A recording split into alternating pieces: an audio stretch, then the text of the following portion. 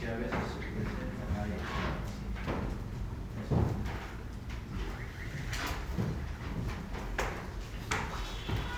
El embarazo es un fenómeno misterioso todavía que es un medio para perpetuar la especie humana. La historia comienza con un papelito así. ¿No han venido mis periodos? Resulta que el examen es positivo. Y ahí empieza la historia. Mucho positividad del examen no quiere decir presencia de embrión, que quede claro. Quiere decir simplemente que hay células productoras de HCG o de HCG. No dice nada más, porque hay supuestamente embarazo, entre comillas, que no tiene embrión, se desarrolla la placenta, pero no hay embrión. Es tema de consideración en la materia respectiva. No vamos a hacer más consideraciones. ¿Y cuál es el resultado? ¿No? Qué bien, dice, hemos buscado este bebé, y se ponen caritas felices, pero también los hay las otras imágenes. ¿Qué te ha pasado? ¿Por qué no te has cuidado? Deberías cuidarte. Esas son las reacciones normales que ocurren en este proceso que tienen mucha repercusión. Les he traído este tema, esta lámina, para sensibilizar las implicancias que tiene un embarazo. Durante los bebés pueden fallecer en el primer trimestre, en el segundo trimestre, en el tercer trimestre, o finalmente en el momento del nacimiento, y que puede generar graves problemas para la madre sobre todo. Y quiero que sensibilicen. De aquí a unos 3 años, cuando hagan obstetricia, deben saber que las 3 causas de muerte materna son, como dice en este caso, la hemorragia. Fíjense, este es un problema periparto. Tenemos a la hipertensión y a las infecciones. Las 3 causas por las que las mujeres viven en mi hospital. Ayer hemos realizado historias y lamentablemente para golpearse la cabeza, ¿qué hacemos nosotros, no? 4 muertes en un año, creo que es trágico. Y las implicancias, bebés huérfanos, la pareja se dispara, el abandono, muchas cosas, ¿no? Entonces eso tienen que saber, no han cambiado, nosotros estamos con esta lucha, tenemos políticas, alguna vez pueden escuchar conferencias sobre lo que es el manejo de las hemorragias. Eso es lo que debe quedar claro como parte de la sensibilización. ¿Y qué es el embarazo? Fíjense, de un estado fisiológico que hablamos, el control del ciclo menstrual depende del eje hipotálamo hipófiso-ovárico. Eso que hemos dicho durante las clases anteriores. Pero resulta que la llegada del embrión y la nidación en el endometrio hace que el eje que habíamos descrito cambie totalmente y empieza a controlar esta estructura que se llama la placenta. La placenta tiene una serie de hormonas, no tantas como hemos descrito, pero son las mismas hormonas y algunas 2 o 3, hasta 4 diferentes que solamente ya se presentan en hombres. O sea, el comando ya es a través de esto que se llama la unidad fetoplacentaria, la placenta misma, y en determinado momento hasta el feto puede llegar a controlar este estado nuevo de lo que pasa. Aquí estamos viendo una señora no tan clasicada como uno quisiera, ¿no? Generalmente en el embarazo hay una fase de luna llena, lo vamos a ir explicando, y la posición de una mujer orgullosa, ¿no? las calles, pero eso es por el cambio de la estática que vemos, cambio de la estática y adopta esa posición, ¿verdad? Pero también vamos a ver qué cambios se generan durante el embarazo. Y vemos en el inciso A, que dice que las hormonas hacen que, o el estado del embarazo hace que el útero se mantenga, desarrolle sin ningún tipo de contracciones ni nada de eso, como ocurre con la ley de Frank-Starling, para citar. Tal vez no hay forma de comparar, pero cuando una estructura se distiende, en este caso un músculo liso, el efecto es la contracción, pero en este caso es una quietud del útero. Luego, asegurar la nutrición fetal dentro del útero. Esto también está demostrado y voy a hacer referencia ya a la hormona responsable de esta nutrición, que se llama lactógeno placentaria o somatomamotrofina coriónica, que es la misma hormona que tiene un efecto antiinsulínico, eleva la glucemia. ¿Para qué? Para ofertar al bebé. Esto es lo que hace como un ejemplo, ¿verdad? Luego, prepara a la madre para la lactancia. O sea, los bebés generalmente con la lactancia, hasta los 6 meses de exclusividad, porque no se les puede dar más que leche materna, empiezan a ganar peso y sobre todo son bastante gorditos, ¿no? Los pliegues de la muñeca no se pueden ni ver siquiera, se sentan así que no se puede ver, parece que estuvieran atados con algún hilo así. ¿De dónde viene esa grasa?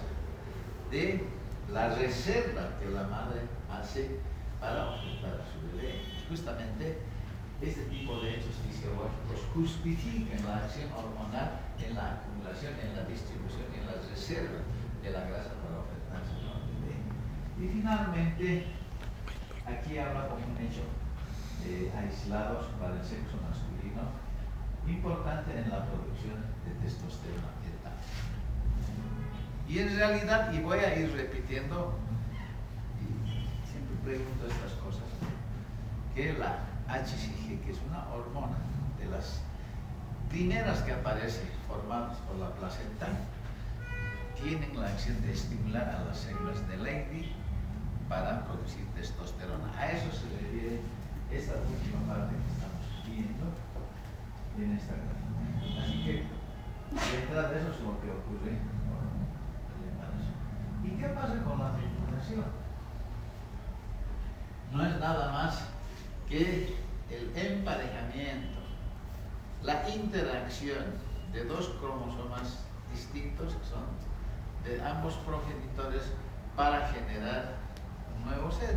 Y para eso debe haber un encuentro en el tercio externo o nivel de la ampolla de las trompas del falopio. Y alguien decía, no, en las trompas de Eustaquio, no se cuida, a ver si se te va.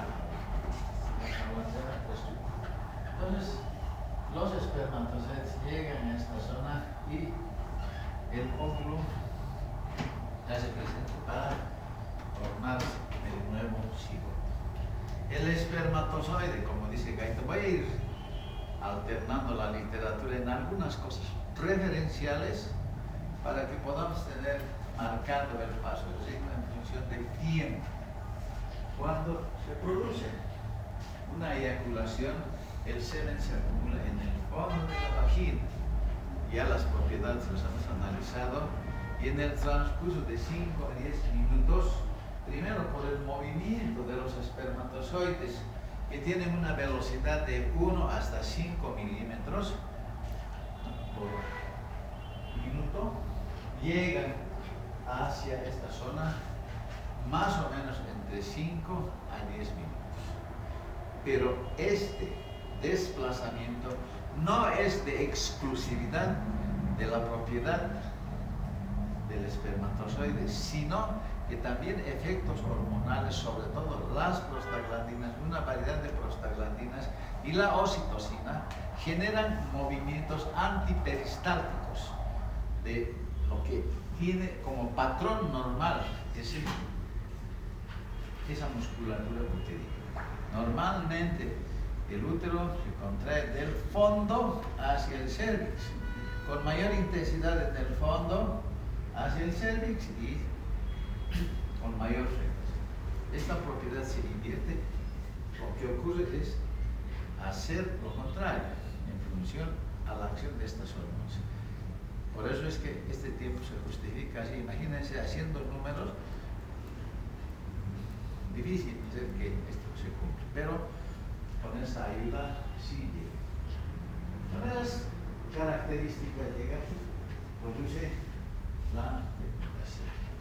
Inicialmente hay algunos fenómenos como es el folículo que se desprende con sus células de la granulosa que se llama corona radiata. Esta es una gráfica del gallo, bien sencillita, pero que hay otros mecanismos que vamos a pasar a explicar a continuación.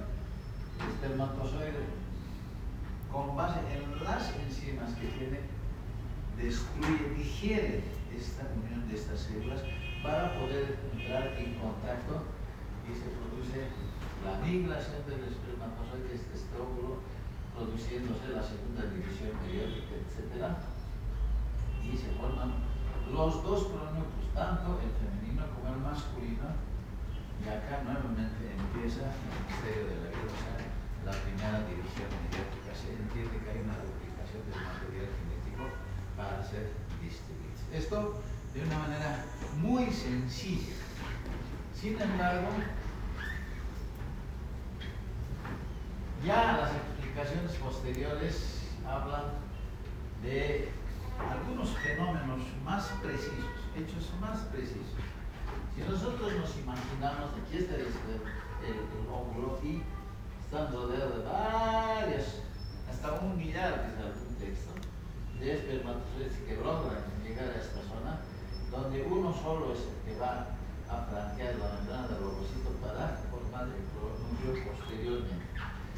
Ustedes tienen que hacer abstracción de esto. Este es, hasta aquí es el óvulo y esta es la corona radial, ¿sí? Esta parte. Y esto está amplificado. Fíjense, esto que está en morado corresponde a esta parte del ovocito. Esta es la zona pelúcida. Fíjense, esta es esta parte. Y esta es la parte más externa de este ovocito. Esta parte. Fíjense esto, ¿no? Morado, amarillo y pues sí, naranja. Entonces está amplificado esto, así como los espermatozoides. ¿Qué eventos ocurren? Imaginativamente, como hemos visto en la anterior lámina, imaginativamente que hay una corona radiada. Esta corona radiada debe vencerse. Ese es el paso 1. Y aquí justamente está hablando de ese paso 1. Paso 1, aquí está la descripción, ¿no? Penetración del cúmulo expandido, o sea, de la zona radiada.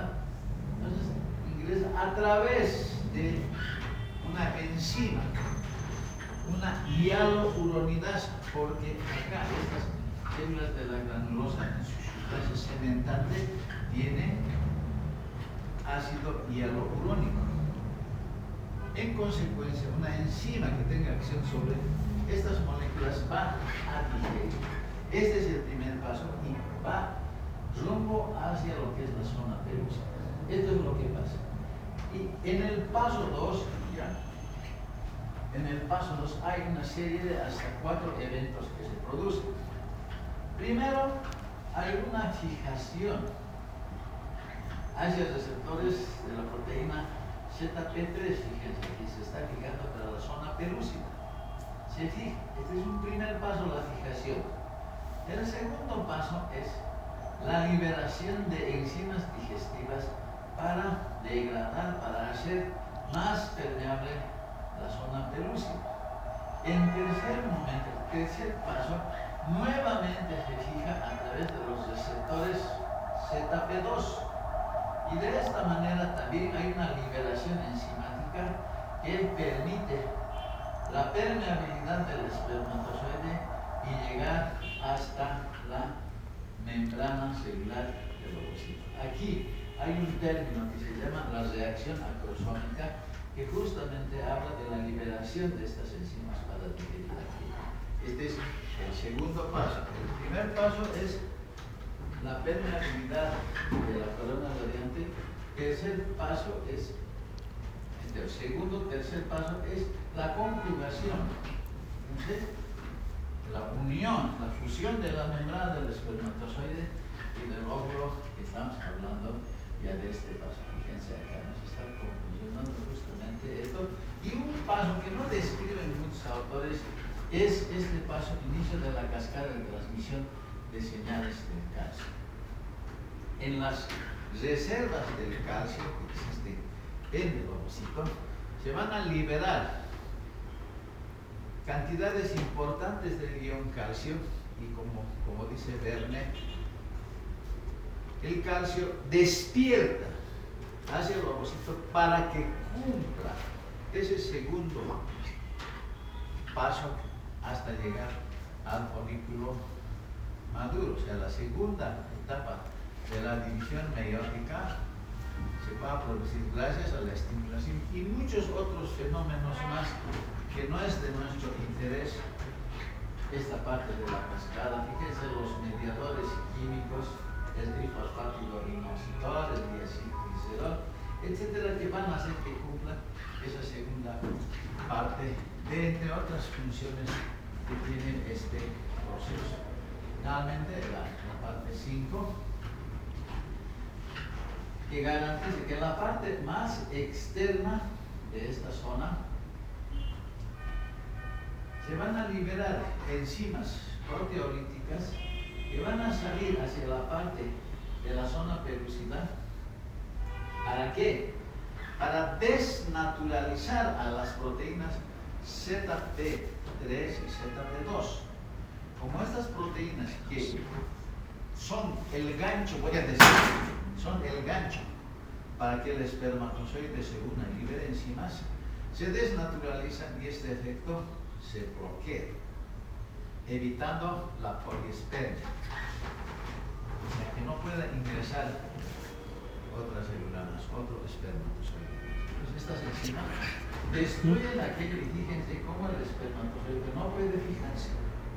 Por lo tanto, el único espermatozoide que puede ingresar cumple esos fenómenos de bloqueo también del ingreso. Finalmente aquí nosotros vemos cómo el espermatozoide ha llegado al destino final para justamente cumplir esa misión que cuesta tanto. Hay mucha gente que busca e invierte mucho dinero. Una inseminación creo que está hasta conseguir el embarazo más o menos $5,000, $6,000 cuesta, ¿no? Y a veces sin resultados favorables, el dinero se fue nomás para llegar a esta situación. ¿Qué más podemos decir aquí? Y hemos llegado a la fecundación, estaríamos en esta zona, ¿sí? Aquí, la fecundación. Y conforme va progresando el huevo, se dividirá en 2, en 4, en 8, 16, ¿verdad? Y aquí tenemos una lámina referencial que nos está diciendo eso. Fíjense ustedes, a los 2 días empieza la primera división, luego estos en 4, en 8, 16 al tercer día y se produce la imagen en modo. No voy a preguntar las cosas controversiales. Algún autor dice que hasta las 16 células se llama módula. Alguno va y dice hasta las 32 y después a las 64 sería blástula. Esas partes no voy a elaborar en el examen porque es controversial. Porque si no hay unos 100 reclamantes allá afuera haciendo cola con su libro, aquí está, aquí dice. Si nosotros queremos preguntar alguna cosa, vamos a poner necesariamente la referencia bibliográfica bibliográfica, eso se ha dado en las clases y eso se debe dar. En este caso yo puedo preguntar el número de células que conforman la morla. ¿Conocen la mora ustedes? ¿Viste la zarzamora? La plantita que existe por nuestra ciudad. Tiene ese aspecto. ¿Conoces? Y luego fíjense cómo ¿Seguro? ya a los 4 o 5 días este estado evolutivo llega hacia la cavidad uterina, donde se va a producir la nidación. Ahora, hay que hacer algunas consideraciones, pero son más para la parte clínica. Este es el embarazo ortotópico, normal, pero puede haber un embarazo fuera de la cavidad uterina, que se llama ectópico.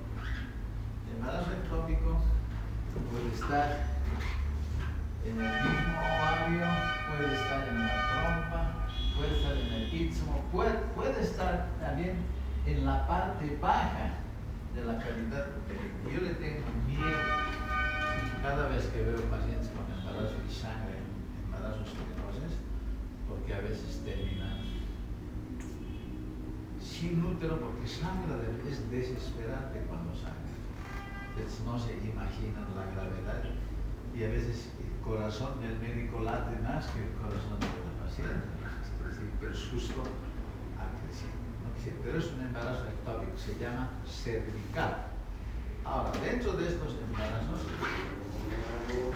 normalmente, no normal, el que tiene más frecuencia de embarazos ectópicos es a nivel de las trompas, Pero hay otro embarazo ectópico. Trompas de Felipe. Hemos tenido un caso en el hospital que no es en el útero sino en el abdomen, la placenta desarrolla y el bebé nace, solo que no hay parto posible. Tiene que ser cesárea. Esos son los únicos biopsias. Hemos tenido un caso de eso. No les voy a decir más cosas porque no me van a entender. Decir con que la placenta no se saca es medio irregular. Lo que quiere decir que la placenta se reabsorbe. Y a veces le tenemos tanto miedo cuando dejamos algunas cosas. La cavidad abdominal tiene cosas. Pudiera seguir hablando, pero cortaré porque no voy a hablar más de aquello que viene posteriormente, pero eso lo verán en su momento. Una vez que ha llegado al estado de blastocisto,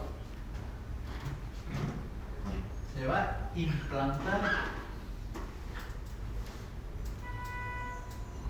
en ese endometrio que previo al embarazo el organismo había preparado, ese organismo secretor.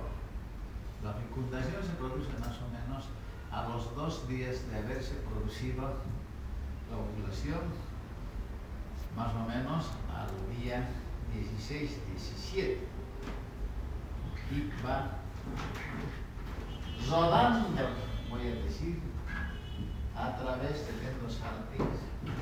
Ese endosalpinx preparado previamente con progesterona para ofertar nutrientes para que ese huevo siga creciendo y desarrollando. Ese periodo, más o menos 3 días más, va a llegar hacia la cavidad uterina. Y en la cavidad uterina, fíjense, hay 2 variedades de células que en conjunto se denominan trofoblastos. Una son el citotrofoblasto, la siguiente lámina nos habla perfectamente de eso.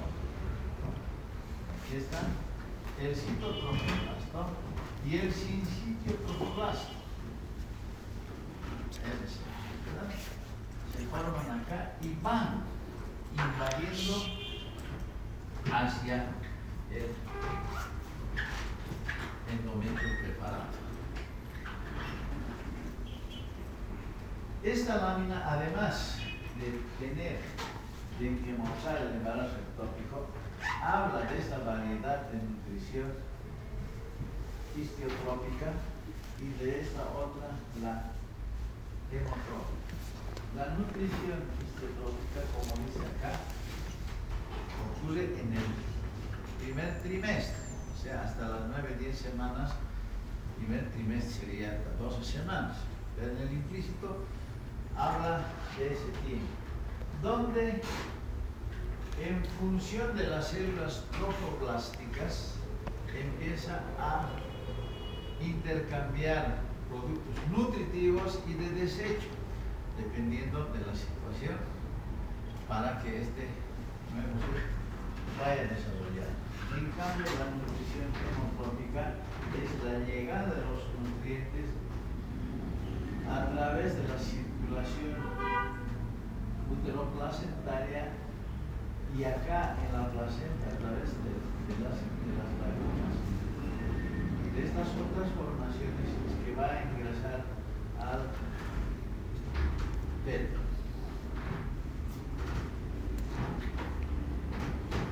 El efecto de los estrógenos de la progesterona, esa fase secretora del endometrio, hemos dicho, prepara a las glándulas, a la circulación, hay un engrosamiento por efecto de la progesterona, aunque para los estrógenos también. ¿Y qué hace la progesterona? Inhibe la contracción miometrial, impide la liberación de factores parácrinos, es una ventana de receptividad, sobre todo del 20 al 24 días del ciclo, aumento de las proteínas adhesivas. ¿Qué quiere decir en otras palabras esto?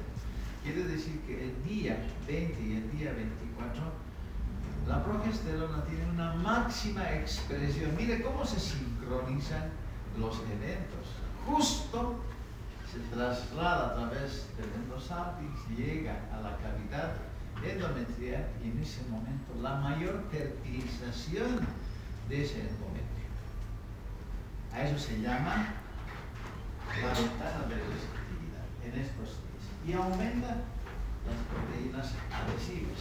Hay una serie de proteínas que van a hacer que se fijen, se cubre a través de una capa de células del estroma. Y la otra actividad aquí que dice impide la liberación de factores parácrinos. Acá, ya preparándose para la menstruación, justamente se liberan esos factores parácrinos para que se produzca el nuevo ciclo. En este caso, la progesterona inhibe. Estoy hablando de las prostaglandinas. Las prostaglandinas inhibidas son bloqueadas para que siga el embarazo. ¿Qué más podemos decir aquí? Esta otra vez.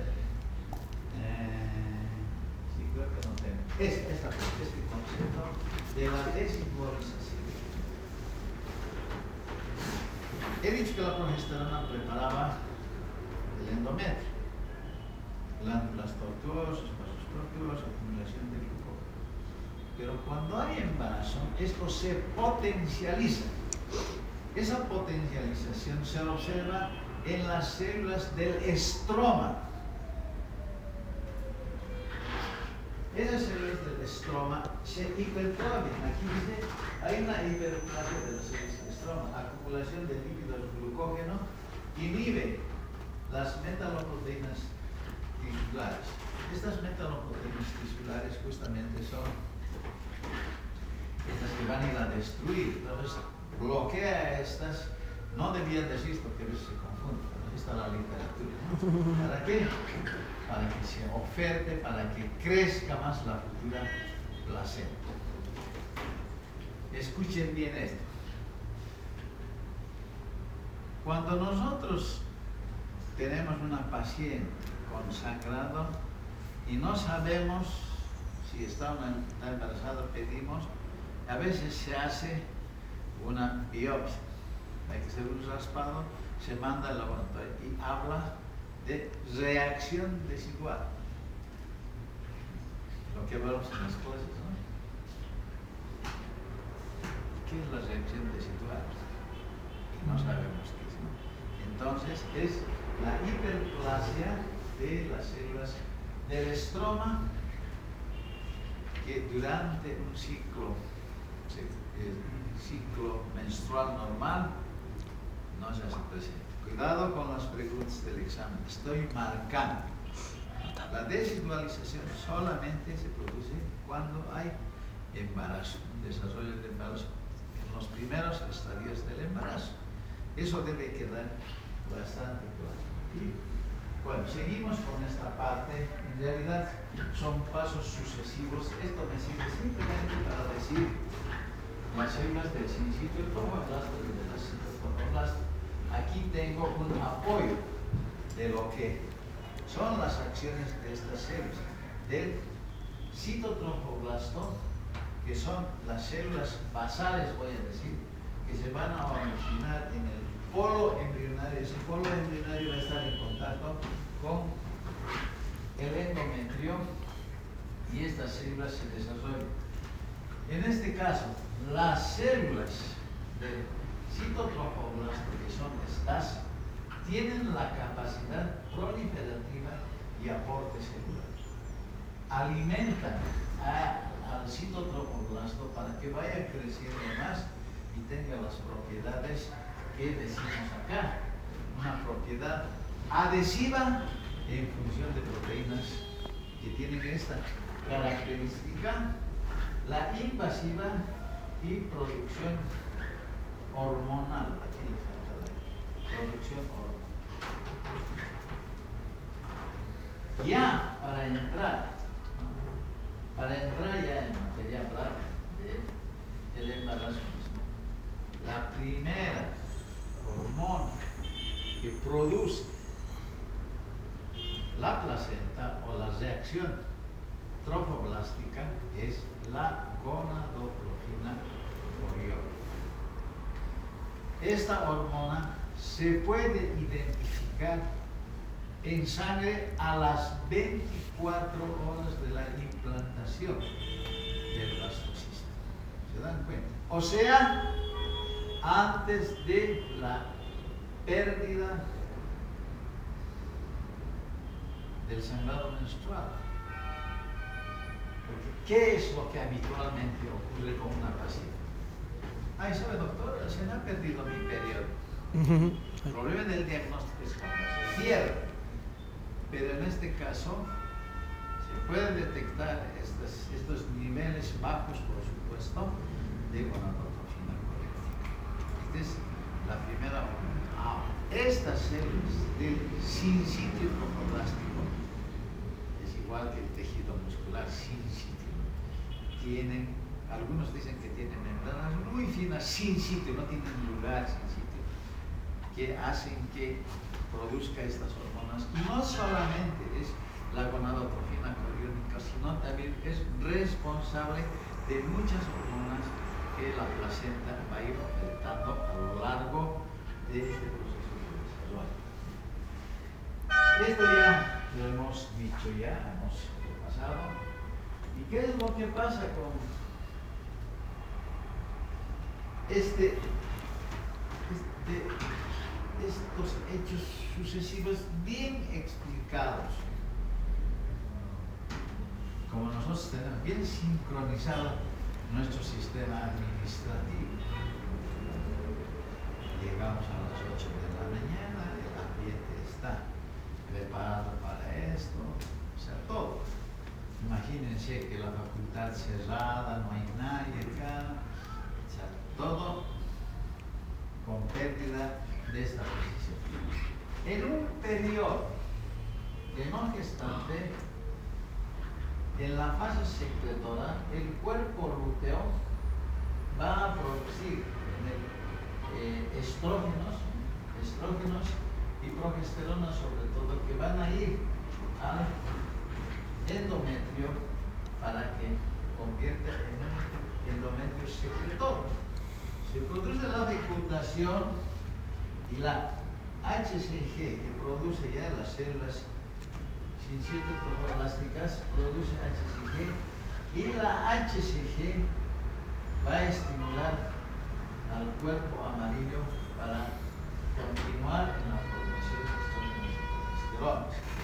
retrocediendo un poco más, el cuerpo lúteo, ¿sí? El cuerpo amarillo, después de la ovulación, va a estimular a las células del cuerpo amarillo, a las células lúteas, justamente para preparar ante la llegada probable de un blastocisto.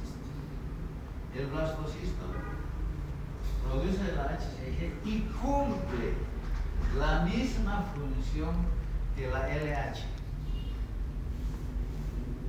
Inclusive, en el tema de los receptores, por eso es que hay acciones terapéuticas que justifican. En vez de administrar LH, se administra gonadotropina coriónica. En la anterior clase, cuando hablamos de hormonas sexuales masculinas, decía, para favorecer o tratar la criptorquídea, favorecer el descenso de los testículos, en vez de utilizar LH que va a producir testosterona, se utilizaba gonadotropina coriónica. La gonadotropina coriónica yo puedo utilizar para el pico de LH. ¿Por qué? Va a sustituir y en inducciones de ovulación justamente eso pasa. Se da clomifeno, citrato de clomifeno para producir la proliferación de estos folículos, ¿sí? 2, 3, 1, y para la ovulación necesito un pico de LH y justamente se pasa. Con la gonadotropina coriónica además se puede conseguir fácilmente de las placentas. Es tema también comercial. Entonces, hay un ciclo y esto dura más o menos hasta las 10 semanas, 9 semanas, donde el pico de LH, más bien de gonadotropina coriónica, las dos cosas van de la mano, la gonadotropina coriónica es la expresión máxima de esta. ¿Cómo andamos de tiempo? ¿Qué? Quedan 15 minutos. ¿Cómo? Está bien. 9:45. Y vamos a hablar algo de las hormonas placentarias.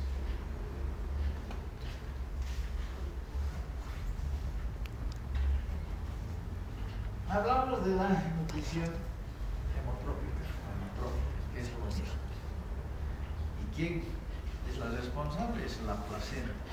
Esta placenta, como verán ustedes, tiene más o menos un producto de término, cuando llega a las 40 semanas, de más o menos medio kilo, 500 gramos, tamaño de 15 a 20 centímetros. Tienen una forma de raqueta, dependiendo de la ubicación, puede ser marginal, pero en este caso es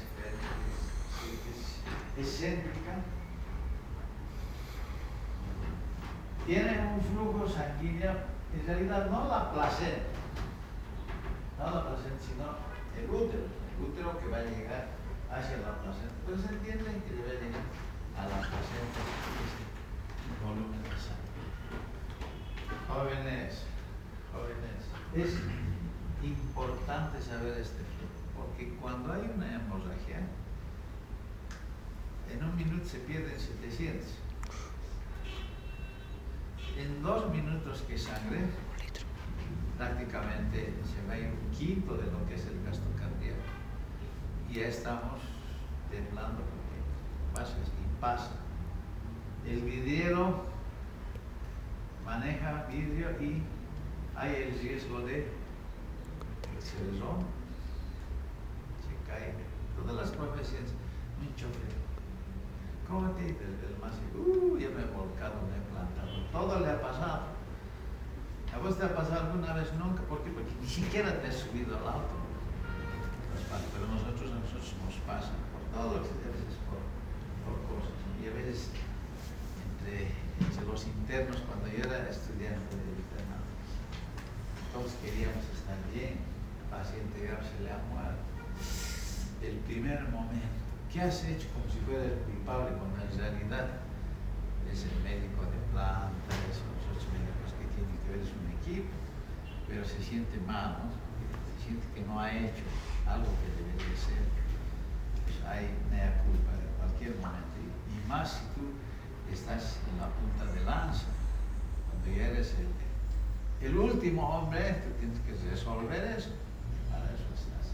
Pues a eso nos estamos metiendo.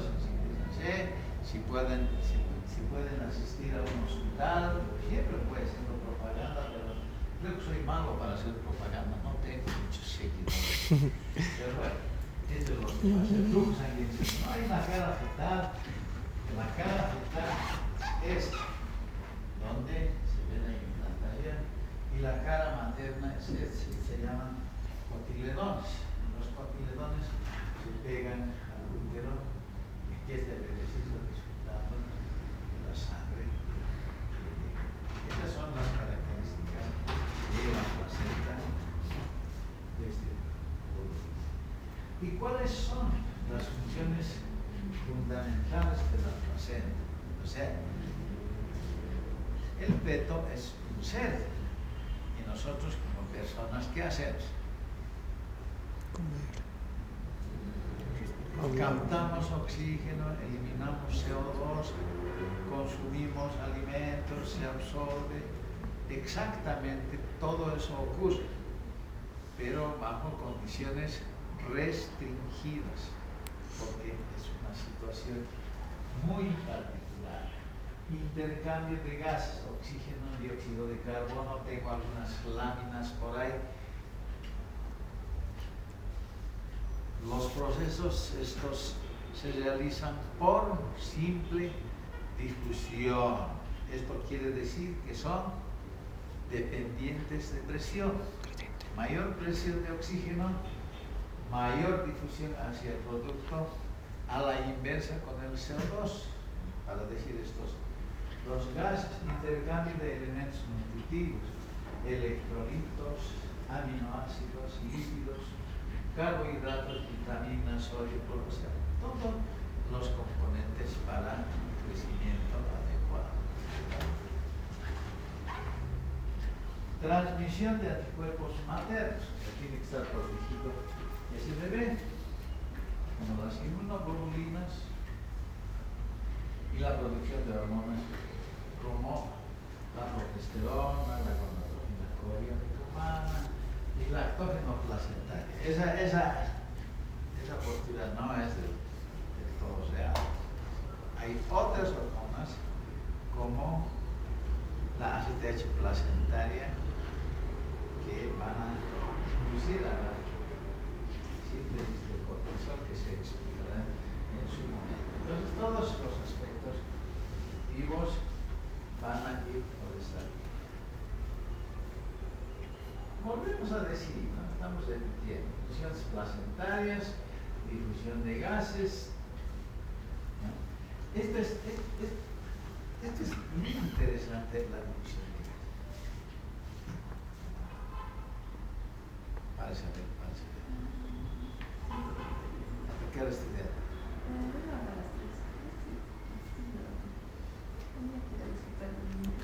Así pensamos, ¿no? De repente se ha ido a la fiesta. Miren como dice la lámina. ¿Cuál es la oferta? Esta etapa de las clases, ya está echando septiembre, octubre, son bien beneficiosas. No es lo mismo que estar a principio de año, no puedes preguntar nada. Pero ya hemos llevado a ¿cuál es la oferta de oxígeno en el ambiente aquí, teóricamente? 21%. ¿Cuánto es la oferta de oxígeno? En función a la ley de Dalton. Oxígeno de aire seco. Hemos avanzado respiratorio. Mito que diga, más o menos. ¿Cuántas? ¿Ah? No, esa es la proporción de aire. Cuando hablan de porcentaje, es la proporción en cualquier parte del planeta. Mar Muerto, Everest, La Paz, el Atlas, ese 21% de oxígeno no va a cambiar. Pero yo digo, la presión parcial de oxígeno, de aire seco. ¿Cuánto más o menos es? 21 por 500, ¿cuánto es? 21 por 500, 21, 5, 100, 200. Más o menos en la costa son 160, 164 en la costa, porque la presión es 760 milímetros. Aquí en nuestro medio, que es 500 por 125, 500, llega 140, a 104, 105. Está la presión parcial de oxígeno que estamos estudiando en este momento. Eso en nosotros. Y en el bebé Igual. hay una cascada, tiene que ir de mayor a menor. ¿Ahí cuánto dice? 5. ¿Cuánto dice? 50 50 milímetros de mercurio. de mercurio como presión parcial de oxígeno. O sea, la mitad de lo que sucede en la actualidad. Ahora, esto debe ser, estos son datos de la costa, pero tiene que ser más, pero es como referencial. Miren, ¿cómo está entrando con una presión parcial de 50 milímetros? Y en el cordón, la presión parcial es de 30 milímetros más o menos todavía. Y con esa presión es que el bebé desarrolla. Con esa presión el bebé cumple las funciones sublaborales. Esto es demasiado importante para que ustedes vayan discutiendo en función del dato que se obtenga. Vayan discutiendo. ¿Y qué fenómenos, qué hechos fisiológicos favorecen esto? Primero, la presencia de la hemoglobina fetal. La hemoglobina fetal tiene una disposición muy especial dentro de las cadenas alfa, beta, una parte, y las otras que favorecen la captación de oxígeno. Esa es una ventaja, la hemoglobina fetal.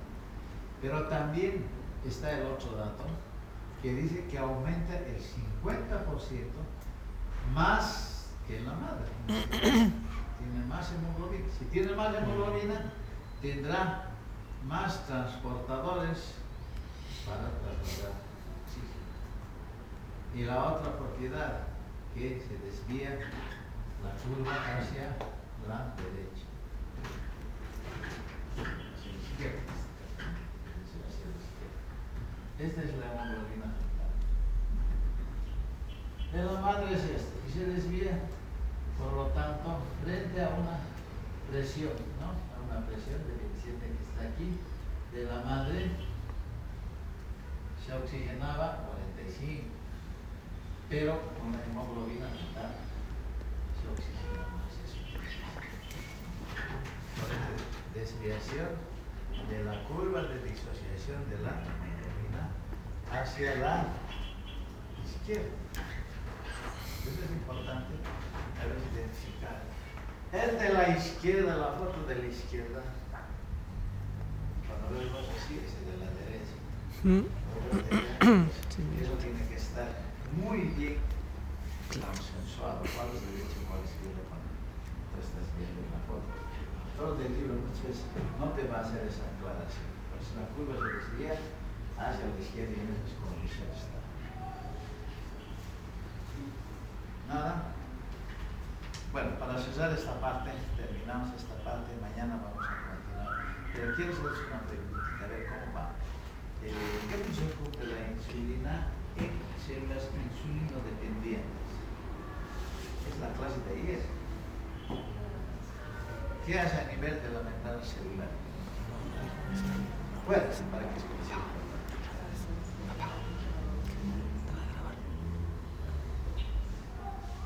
Eso es lo que más saben, es que captan la glucosa. Eso es lo que todos saben. La insulina para captar el glucosa. Es verdad, pero lo que más saben. ¿Y cuáles son las otras acciones?